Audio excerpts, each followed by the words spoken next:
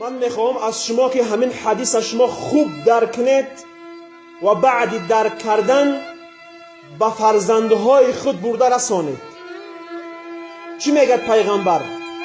این لأعلمن اقواما، من میگه یک گروه را، یک قوم را از امت خودم میدانم و میشناسم که روز قیامت چنان عمل میبیارن به مثل که، یعنی همون قدر نمازهای زیاد خوندگی هستند، روزه زیاد گرفتگی هستند، کارهای خیر زیاد کردگی هستند، لیکن چی گفت پیغمبر؟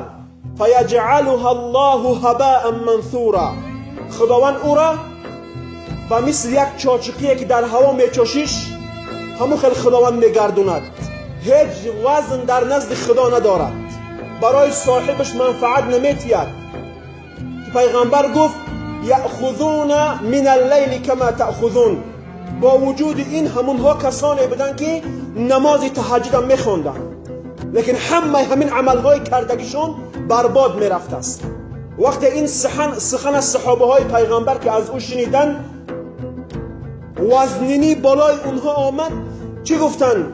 یا رسول الله صفهم لنا، ای رسول الله برای ما صفتشون گو، برای چی این قدر عملهای اونها بهوده میرود؟ پیغمبر چی گفت؟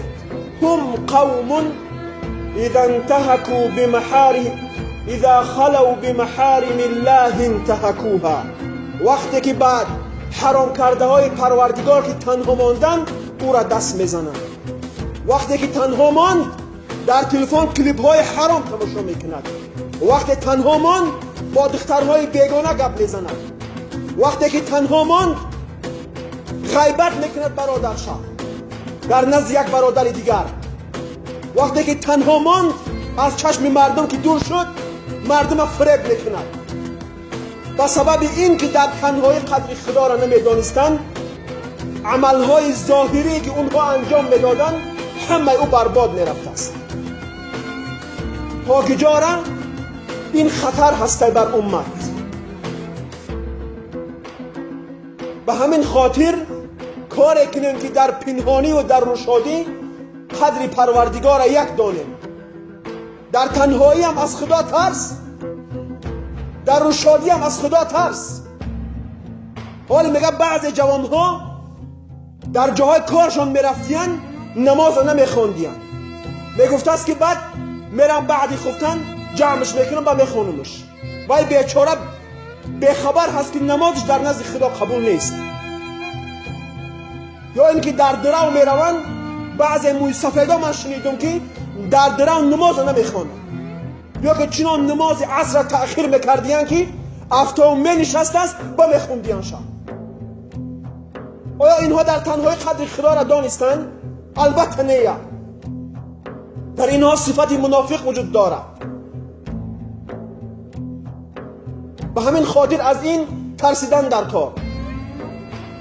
خداوند چی میگه؟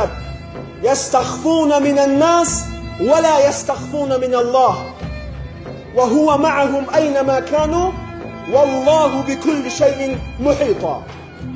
خداوند میگه بعض مردم هسته که از من گناه پنهان میکنن، بعض مردم هسته که از مردم گناه پنهان میکنن، لیکن از من میگه پنهانش کردن نمیتونن، به خاطری که اینها مردم پرست هستند.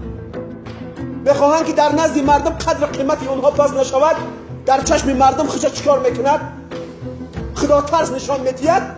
وقتی که تنها مان زنا میکند، وقتی تنها مان با زنی بیگانه گپ میزند، وقتی تنها مان برادرش فریب میکند. خداوند میگه یستخفون من الناس، از مردم پنهان میکنن خودشونه، لیکن از خدا پنهان کردن نمیتونن. والله بكل شيء محیطا، پروردگار به همه عملهای شما احاطه کردگی است. به همین خاطر از پروردگار ترسیدن در کار، در پنهانی. ان الله كان عليكم رقیبا، رقیب معناش همین هست که خدا شما را مراقبه میکند. هر کجایی که قدم بزنید، هر کجایی که میروید، خدا شما را میبیند و میداند، از عملهای شما آگاه است.